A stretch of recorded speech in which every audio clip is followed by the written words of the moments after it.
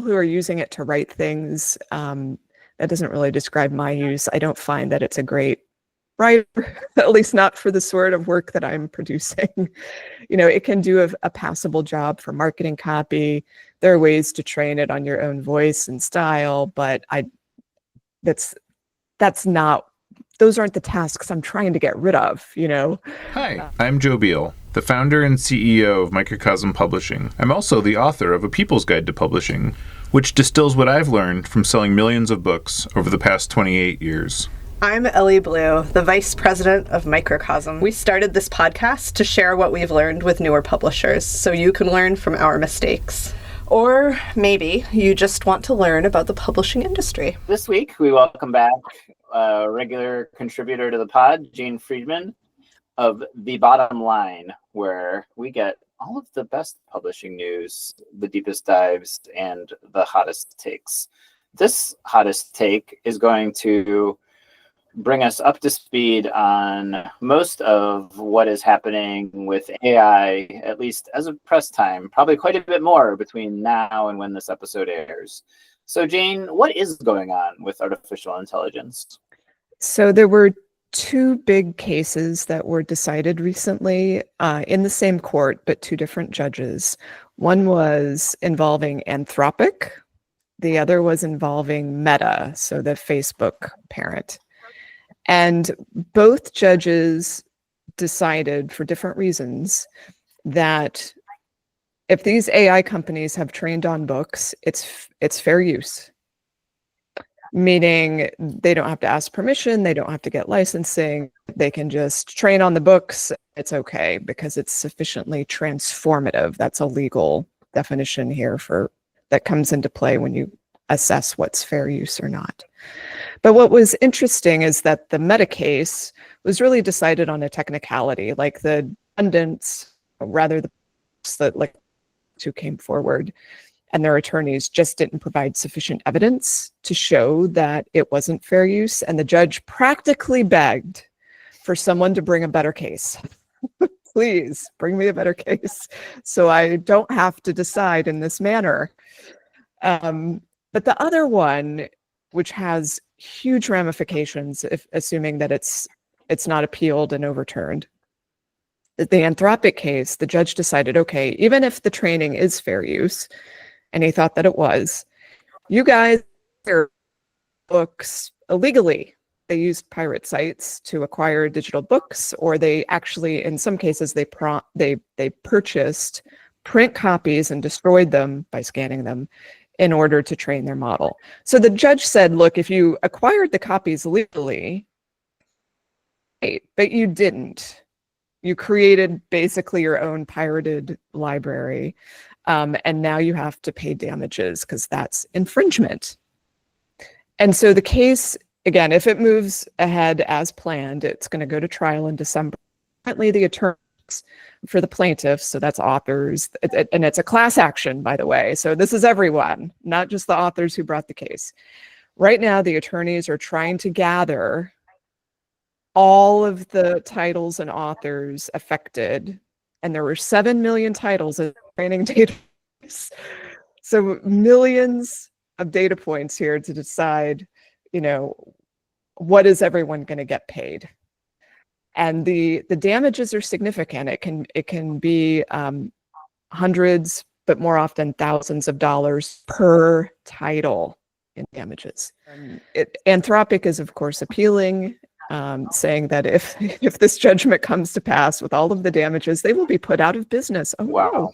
That would be very hard for them, I'm sure. But, I feel like the thing I've noticed about tech companies is anyone who starts a tech company is also going to start another tech company immediately after that one. So I'm a little bit less concerned for them personally, concerned for the universe. We built this software from scratch to solve our own problems starting in 2001. It's not only the reason for our survival, but the reason we've been a Publishers Weekly fastest growing publisher 3 years in a row. Now we want to share it with you. Join Working Lit and get back the agency to understand your publishing business, market and sell your books, and painlessly pay royalties. Working Lit, Doing the math for publishers. Visit workinglit.com to give it a try for free. I actually signed up for Anthropic's AI to test it out last week. A friend of mine was using it and said she was getting really good results from it. So I ran a lot of our business information through it, which maybe was foolish, but I think I turned it so that it wasn't using it to feed it.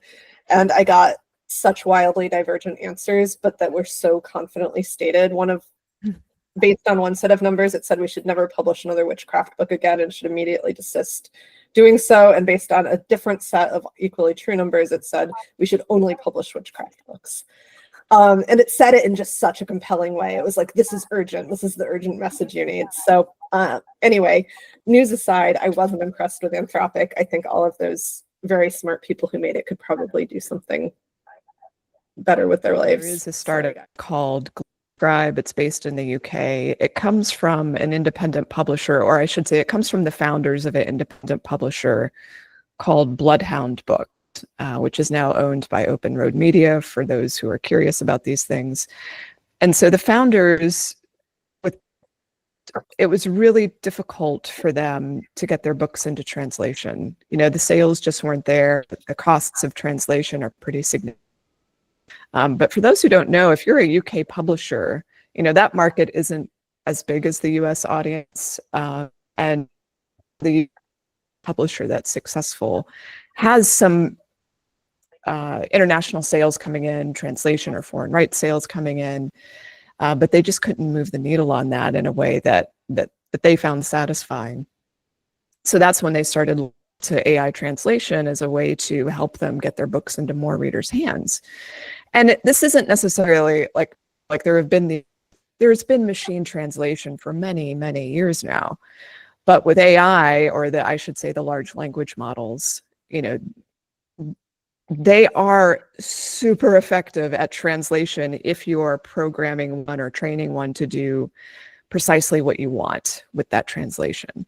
So what GlobeScribe has done is they've focused on 5 languages, and they've basically fine-tuned them so that they're producing the sort of literary translation that would be acceptable, meaning it takes into account cultural nuance and humor and other factors that aren't, it's not just a word-for-word translation, it's more of what we would call a human translation, but by AI.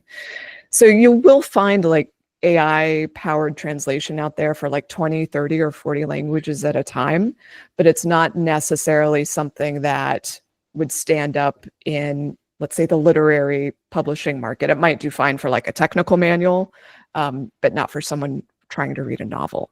So again, they've trained it so for the literary quality that it can produce, and they're very confident about it. I haven't been able to assess it myself, but they've been working with all sorts of clients who are moving to that workflow instead of an older workflow using beans. And it's very affordable. It's $100 per title per language, which makes it accessible for self-publishing authors as well as smaller publishers. For me, now I talked to the founders of this. Of course, they've been faced with a lot of people who are condemning what they're doing, saying they're going to put translators out of work. You can imagine the arguments against this. But, you know, in my conversation with them, I was more of a let's say, maybe a generous interviewer. I was just really more interested in how is it that the technology has progressed this far that you don't necessarily need someone to proofread through the results. And it seems to like the technology has now advanced enough that if you're fine tuning it for a very specific purpose, you can get passable results. So to me, this is a good thing. Now, what will happen with translators, I can't answer that. I think they're still going to be needed for certain types of works. But I think this is better for getting more works out circulating. The US has a terrible track record of works in translation. We tend to just read what's already in English. Publishers don't tend to invest in works in translation. Our industry is run by billionaires and conglomerates. At Microcosm, we wanted the freedom to independently sell our books easily pay royalties, manage our inventory, and understand our business all in one place. That's why we've been using our own software since 2001. Now, we want to share it with you. Working Lit is the only business success software that is created and owned 100% by publishers for publishers. Join Working Lit and get the agency you need to help your business grow. Visit workinglit.com to try it for free. If I'm very tired and I use an AI to try and replace myself for a task, I can be like, oh yeah, it is like better than me at my worst. And when we looked at like some statistical analysis from AI, I was like, oh no, how did I miss all of this? This is really embarrassing. Like, I must not be very good at my job. And then I woke up the next day and was like, oh, I hadn't really slept enough. And that was at the end of my work day. And once again, I was just too tired to be able to like critically analyze what it was and wasn't doing. So I guess this is my experience, but there are these people that are really into it and really like believe that it is the future.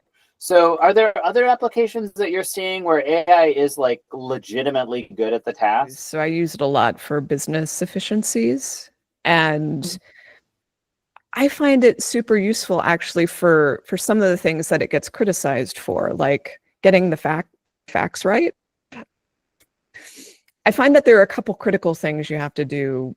Like, first you have to know what is the outcome you're looking for, and which model are you using for it. So I use ChatGPT. I pay for it, which ensures that it's going to search the web if I need it to, so live active information. And it also has deep research functionality, which means it's going out to sources and then coming back with citations.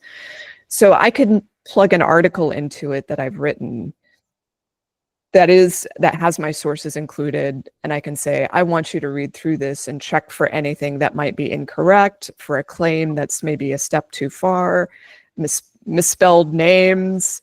If a link needs updating, please update it, these sorts of things. And it's very capable at that if you give it a kind of a narrow set of marching orders. I'm not saying that you don't have to double check it, but the example I've provided, I'm asking it to, back check myself. And I have come up with things I missed originally, things that my copy editor missed.